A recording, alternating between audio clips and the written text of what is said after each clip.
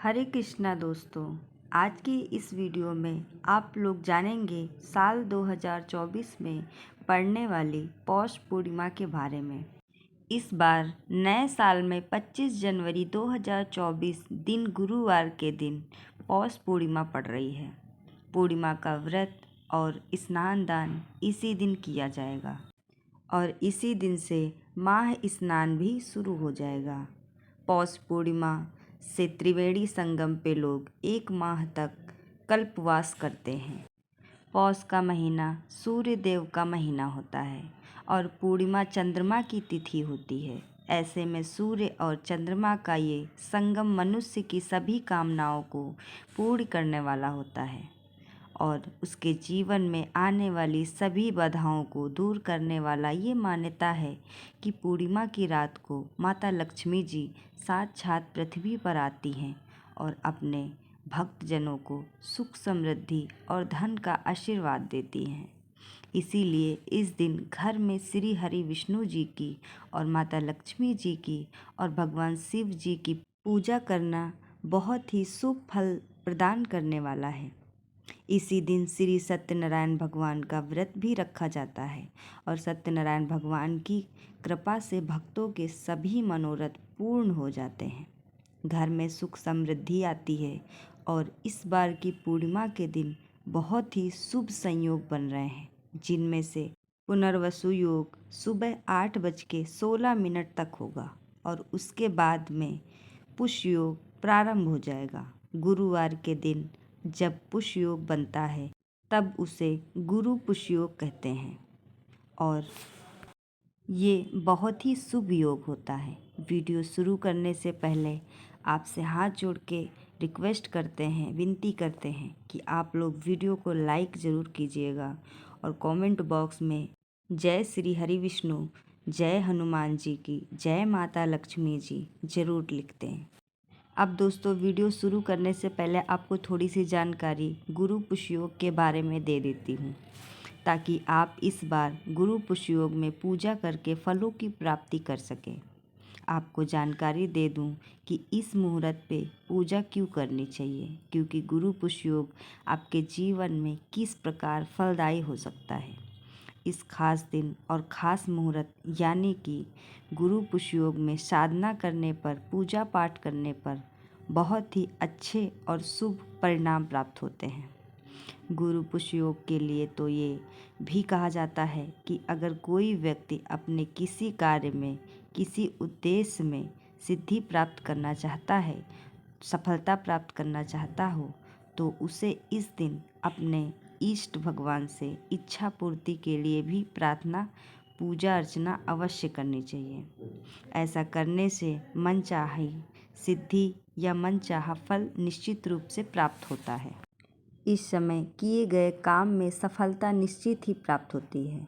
अगर आप किसी भी मनोकामना पूर्ति के लिए किसी समय पर गुरु पुष्य योग हो, उस समय सच्चे मन से पूजा करते हो, तो आपके जीवन में आप जो कुछ भी प्राप्त करना चाहते हो तो आपको निश्चित ही प्राप्त हो सकता है।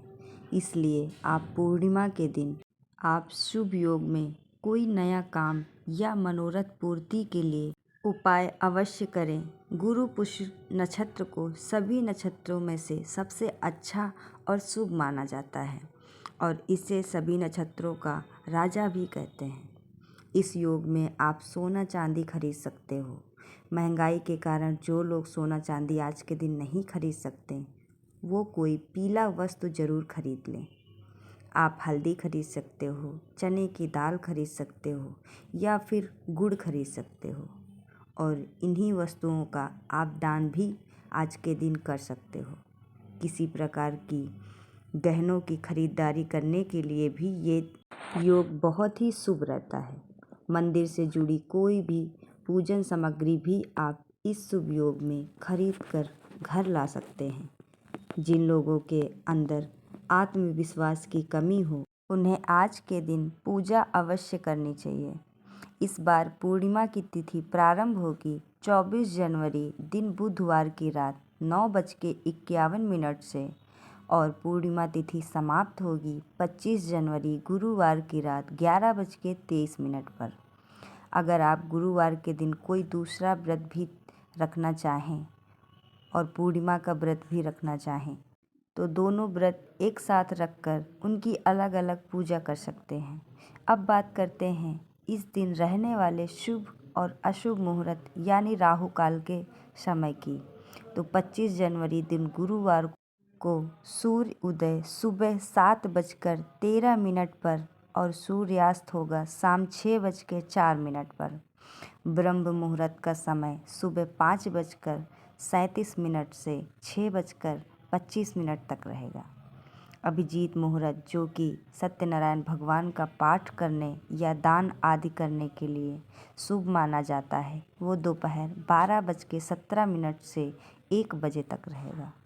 और गुरु पुष्य योग सुबह 8:17 से लेकर सारा दिन रहेगा, जो कि अगले दिन समाप्त होगा। राहु काल का समय जो कि अशुभ मुहूर्त में गिना जाता है, दोपहर 1:30 से 3 बजे तक रहेगा। अब जानिए इस दिन रहने वाले चंद्र उदय के बारे में। इस दिन चंद्र उदय होगा शाम 5:48 पर। तो शाम की पूजा इस समय के बाद से कभी भी करें।